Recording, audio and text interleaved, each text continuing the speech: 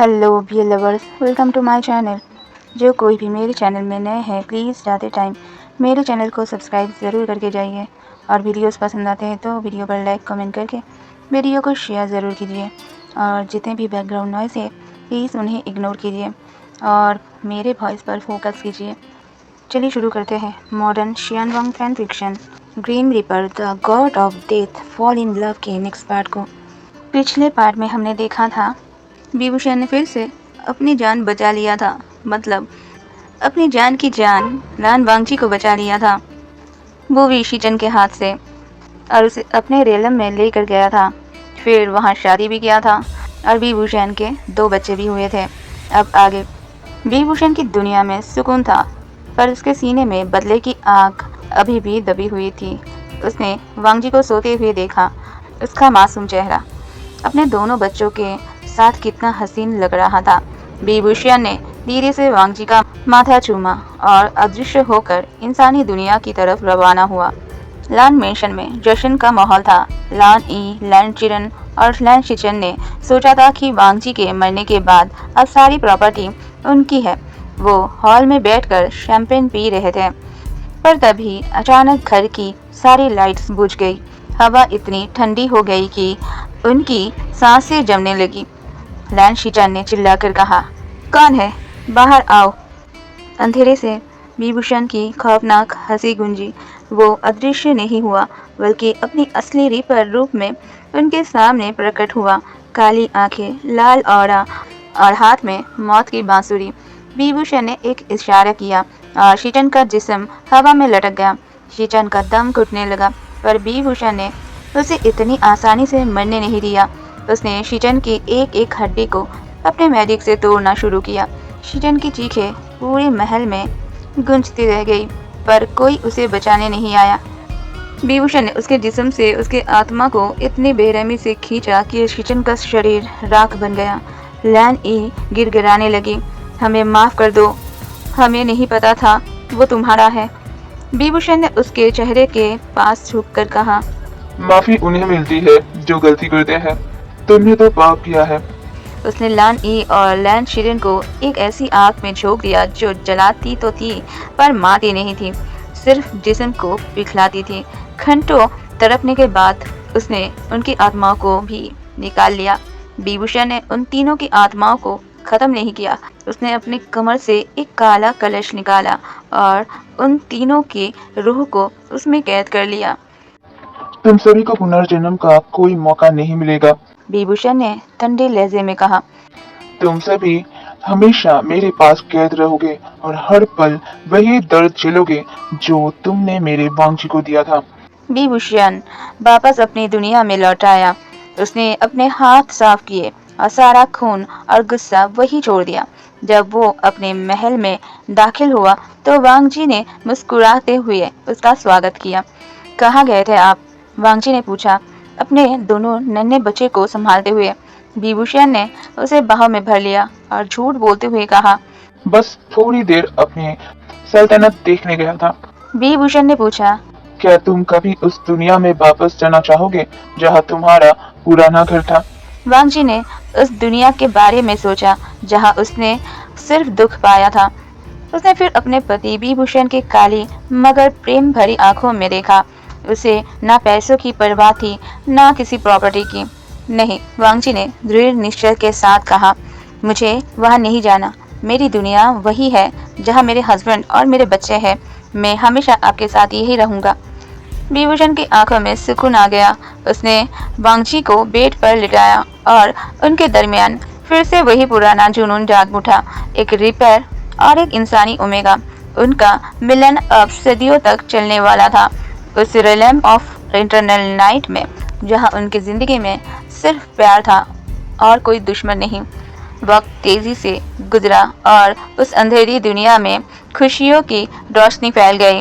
5 साल बीत चुके थे। विभूषण और वांगजी की जिंदगी अब पहले से कहीं ज्यादा मुकम्मल थी, पर उनका प्यार आज भी वैसा ही ताज़ा था जैसा पहले दिन था। वांगजी को आज भी वो दिन याद है जब वो लान मेंशन के उस नरक में रहता था।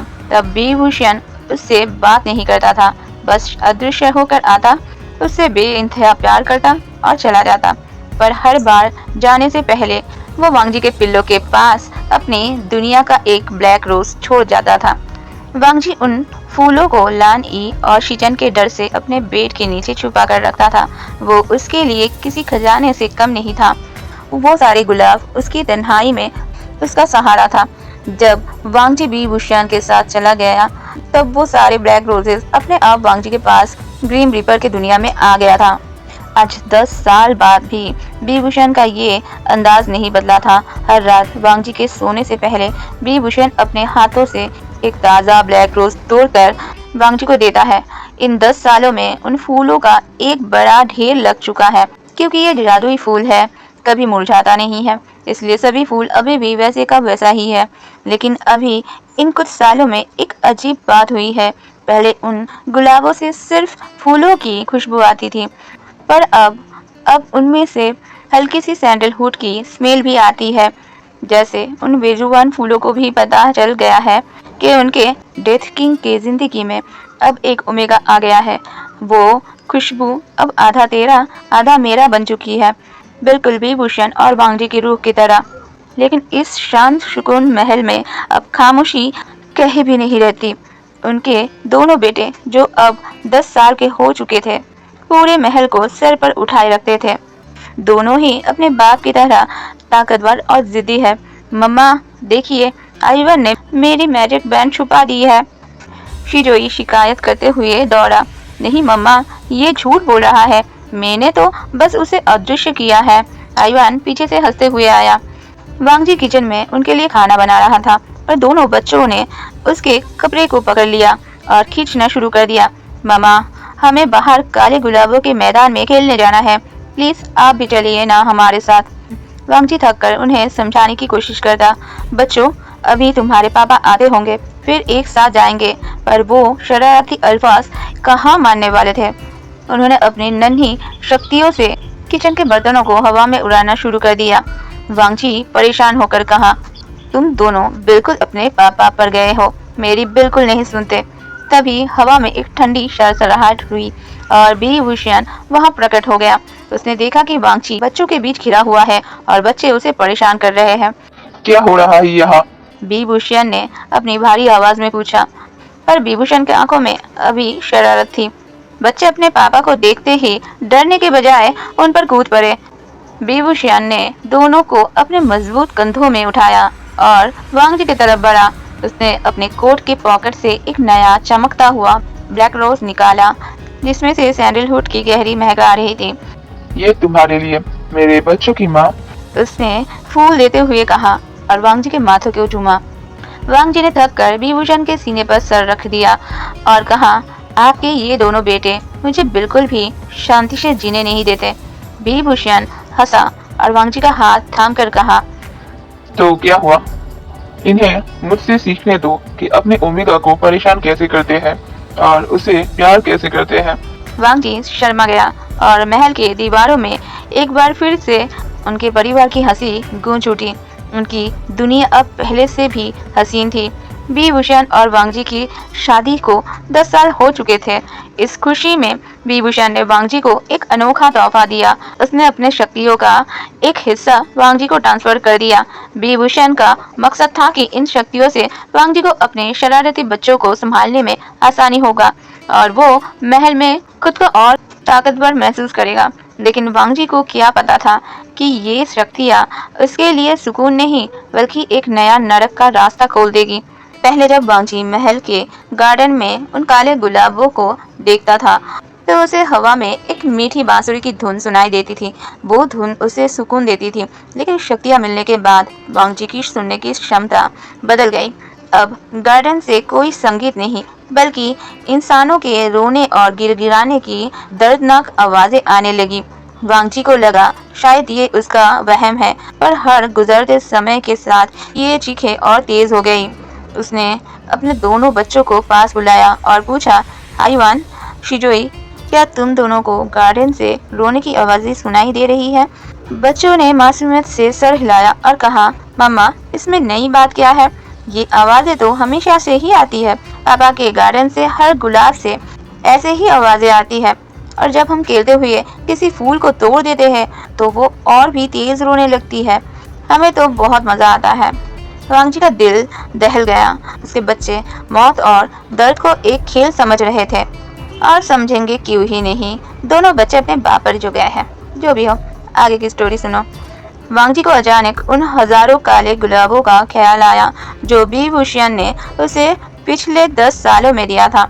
विभूषण की आदत, विभूषण हर रात को वांगजी को सोने से पहले एक ताज़ा गुलाब का फूल लेकर देता था और फिर प्यार जताता था और वांगजी इन गुलाबों को विभूषण का प्यार का तोहफा समझकर एक संदूक के अंदर रख देता था। वांगजी ने जल्दी से वो बड़ा सा संदूक खोला जहां उसने सारे फूलों को बड़े प्यार से संभाल कर रखा था। जैसे ही बॉक्स का ढक्कन खुला, वांगजी की दुनिया हिल गई।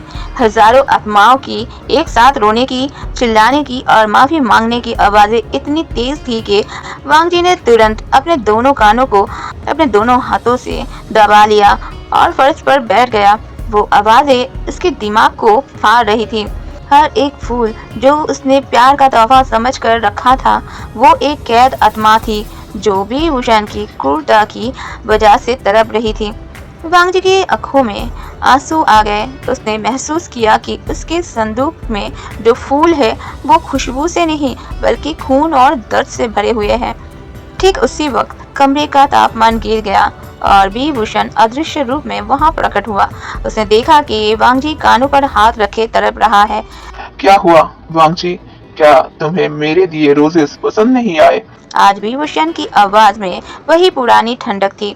वांगजी अभी फर्श पर बैठकर उन चीखों के डर से कांप ही रहा था कि विभूषण ने एक झटके से बॉक्स का ढक्कन बंद कर दिया। कमरे में अचानक वही पुरानी ठंडी खामोशी छा गई, लेकिन वांगजी के दिमाग में वो सभी डरावनी चीखें अभी भी गूंज रही थी। विभूषण ने ठंडे और सख्त लहजों में कहा, मुझे नहीं लगा था कि तुम इतनी जल्दी ये सच्चाई जान लोगे, पर अब जब जान गए हो तो इसे भूल जाओ। वांगजी ने रोते हुए विभूषण का हाथ पकड़ा। नहीं अल्फा, प्लीज इनकी मदद कीजिए, इन्हें आजाद कर दीजिए। ये बरसों से तड़प रहे हैं, इनका दर्द मुझसे सहा नहीं जा रहा है। पहली बार विभूषण के आंखों में वांगजी के लिए प्यार नहीं बल्कि एक बुरा गुस्सा चमका। उसने झटके से अपना हाथ छुड़ा लिया। मैंने कहा ना, इसमें मत पड़ो। विभूषण चिल्लाया। मेरे और मेरे काम के बीच आगे से कभी मत आना। तुम्हें क्या लगता है ये रिपेयर का महल कोई धर्मशाला है? यहाँ गुनहगारों को वही मिलता है जिसके वो लायक है। तुम एक ओमेगा हो। अपने दिमाग के घोड़े को सिर्फ बच्चे और महल तक ही दौड़ाओ। विभूषण ने गुस्से में और भी कई कड़वी बातें कह दी। उसने वांगजी को जताया कि वो सिर्फ उसका एक अमानत है, उसके बराबरी करने वाला कोई नहीं। वांगजी को डर लगने लगा। ये वो विभूषण नहीं था जिसे वो जानता था। उसका अल्फा इतना बेरहम कैसे हो सकता है? उसने महसूस किया कि जिस मौत से वो भागता था, वो मौत अब इस महल के हर कोने कोने में कैद है। अगर आप इन्हें आजाद नहीं करेंगे तो मैं यहाँ एक पल और नहीं रुकूंगा। मैं यहाँ से चला जाऊंगा। वांगजी ने सिसकिया लेते हुए ये सब कहा।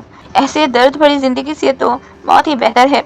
मुझे लगा था आप बहुत अच्छे हैं, पर आप तो एक पत्थर दिल ग्रीम रीपर निकले। वांगजी ने हिम्मत करके विभूषण के आंखों में देखा। मुझे जाना है यहाँ से। मुझे मेरे घर वापस भेज दीजिए। मैं इस नरक में इन चीखों के बीच नहीं रह सकता, नहीं जी सकता। मुझे आज़ादी चाहिए। वापस जाना और दूर जाना, ये दो शब्द विभूषण के लिए किसी कांटे की तरह थे। जैसे ही वांगजी ने वापस जाने की बात की, विभूषण का गुस्सा सारी हदें पार कर गया। महल की दीवारों में दरारें पड़ने लगी और आसमान का रंग खून की तरह लाल हो गया। विभूषण ने वांगजी को कंधे से पकड़ा और दीवारों से सटा दिया। उसकी आंखें अब पूरी तरह काली थी, जिसमें कोई रोशनी नहीं थी। वापस जाना है? विभूषण ने वांगजी के कान में दहाड़ते हुए कहा। कहाँ जाओगे? उस दुनिया में जहाँ सबने मिलकर तुम्हें मार दिया था। तुम्हें क्या लगता है तुम मेरी मर्जी के बिना इस महल से एक कदम भी बाहर निकाल सकते हो? तुम मरते दम तक मेरे हो वांगजी, और अगर तुम मर भी गए तो तुम्हारी आत्मा को भी मैं इसी गार्डन में एक काला गुलाब बनाकर कैद कर लूंगा और तुम्हें मुझसे दूर जाने नहीं दूंगा। वांगजी के सांसें अटक गई। उसने महसूस की उसका अल्फा अब एक जुनूनी शैतान बन चुका है जो उसे प्यार से नहीं बल्कि अब जंजीरों से बांधना चाहता है। असल में विभूषण के मैनली ईगो हर्ट हो गया था। विभूषण को लगता था हर इंसान कोई ना कोई खराब काम तो कभी ना कभी करता ही है, इसलिए विभूषण बुरे आत्माओं के साथ साथ अच्छे आत्माओं को भी सजा देता था, किसी आत्मा पर रहम नहीं खाता था।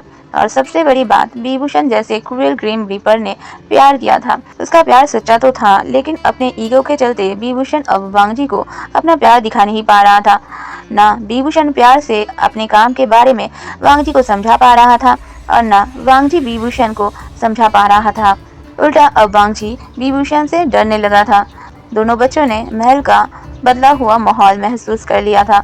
भले ही वो विभूषण के बेटे थे और उनके अंदर भी वही क्रूरता थी, पर अपनी माँ का ये मुरझाया हुआ चेहरा उनसे देखा नहीं जा रहा था। वो बच्चे जो पहले शोर मचाते थे अब बिल्कुल शांत हो गए थे। एक दोपहर जब विभूषण महल से बाहर अपनी रीपर ड्यूटी पर था, आईवन दबे पांव वांगजी के पास आया। उसके हाथ में एक पुरानी धूल से भरी हुई जादुई किताब थी जो उसने महल के सबसे पुरानी लाइब्रेरी के किसी गुप्त कोने से ढूंढ निकाली थी। माँ, आईवन ने धीरे से पुकारा। वांगजी ने खाली आंखों से अपने बेटे को देखा। आईवन ने वो किताब वांगजी के गोद में रख दिया। माँ, इसे पढ़िए, आईवन ने फुसफुसाते हुए कहा। मैंने इसे एक लाइब्रेरी के पुराने सिंदूक में देखा था। इसमें उन आत्माओं के बारे में लिखा है जो गुलाबों में कैद है और शायद इन्हें आज़ाद करने का कोई रास्ता भी इसमें मिल जाए। मैं आपको ऐसे रोते हुए नहीं देख सकता माँ। वांगजी ने किताब को छूना शुरू किया। किताब के पन्नों से एक अजीब सी ठंडी ग्रीन रोशनी निकल रही थी। ये किताब सिर्फ आत्माओं के बारे में नहीं थी, बल्कि इस शैडो रेलम के उन राजों के बारे में थी जो विभूषण ने सदियों से छुपाए रखे था। वांगजी को समझ आ गया कि उसके बेटे ने उसे सिर्फ एक किताब नहीं बल्कि उन कैद आत्माओं को अब खुद को आज़ाद करने का एक मौका दिया है। अगर वो विभूषण को सुधार नहीं सकता तो शायद वो उन आत्माओं को मुक्त करके इस नरक के सिलसिले को तोड़ सकता है। वांगजी ने जब किताब बंद की तो उसकी आंखों में उम्मीद की जगह डर थी। किताब में साफ लिखा था, सिर्फ वही शख्स इन आत्माओं को आज़ाद कर सकता है जिसने इन्हें कैद किया है, मतलब सिर्फ विभूषण। लेकिन वांगजी ने हार नहीं मानी। उसने किताब के आखिरी पन्ने पर एक ऐसा मंत्र देखा जो आत्माओं को मुक्त तो नहीं करता था पर उन्हें ट्रांसफॉर्म कर सकता था। फिर वांगजी ने एक खौफनाक फैसला लिया। वांगजी अपने बच्चों के पास गया। उसका दिल फट रहा था। क्या तुम दोनों मेरे बिना रह पाओगे? उसने पूछा। बच्चे जो भले ही क्रूएल फितरत के थे पर अपनी माँ का दर्द समझ गए। उन्होंने हिम्मत से कहा, नहीं माँ, पर अगर आप यहाँ खुश नहीं है तो आप जाइए, हम पापा के साथ रह लेंगे, आप चिंता मत कीजिए। वांगजी ने उन्हें आखिरी बार सीने से लगाया, उनका पसंदीदा खाना बनाया और जब वो सो गए तो उनके माथे को चूमकर हमेशा के लिए अलविदा कह दिया। वांगजी गार्डन के बीचों बीच खड़ा हो गया। चारों तरफ काले गुलाब सिसक रहे थे। उसने आसमान की तरफ देखा और विभूषण को याद करते हुए कहा, तुमने कहा था ना कि अगर मैं मर गया तो तुम मुझे गुलाब बनाकर कैद कर लोगे। आज मैं तुम्हारी वही जिद पूरी कर रहा हूँ। मैं मर तो नहीं सकता क्योंकि मैं तुम्हारा हूँ, पर मैं अपना वजूद बदल रहा हूँ। वांगजी ने किताब का वही गुप्त मंत्र पढ़ा जो विभूषण आत्मा को कैद करके ब्लैक रोज में परिवर्तन करने के टाइम बोलता था। अचानक एक तेज रोशनी हुई और वांगजी का जिस्म मिट्टी में मिलने लगा। उसकी जगह जमीन से एक नया पौधा निकलने लगा, लेकिन ये कोई काला गुलाब नहीं था। इन हजारों काले दुख भरी आत्माओं के बीच एक सफेद गुलाब खिला। वो इतना चमकदार और पवित्र था कि गार्डन का अंधेरा उसके सामने फीका पड़ गया। वो इस पूरी दुनिया में अकेला सफेद फूल था जो खामोश था और उसमें से रोने की नहीं बल्कि एक बांसुरी की शांत धुन और सैंडलवुड की खुशबू आ रही थी। आज के लिए इतना ही। जल्द मिलते हैं नेक्स्ट पार्ट में। बाय बाय, बी लवर्स, टिंग टिंग।